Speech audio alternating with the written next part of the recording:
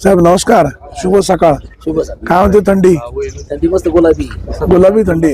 काय भाव मागतायत? काय जरा पाडून मागते सर सकाळ सकाळ काय अच्छा, सकाळी सकाळी पडून मागतायत.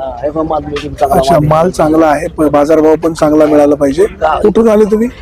आम्ही शिरूर तालुक्यात. शिरूर तालुक्यात. काय तिकडे बिबट्या वगैरे आहे का? बिबटे काय आता बिबटे हा पदावर जाऊन बसतील बिबटे सगळे सगळीकडेच बिबट्या आहे. बिबट्यानी बार वाटोळ केलं 1800 कोटीचं वाटोळ केलं आणि आम्हाला लावलं की चिंध्याचा आवडायला. अडचण तो खूप आहे. त्या बिबट्यानीच वाटोळ केली. ही बिबटे खात नाहीत माणसाला, हे आपले मित्र वाचन करायचं वाटतं. ते बिबटेला चावी त्यात मारला. राजकीय बिबटे. राजकीय बिबटेला चावी आणि सगळे तसलेच. पहिले तसले म्हणला तर दुसरी त्याच्यापेक्षा बेकार निघाली.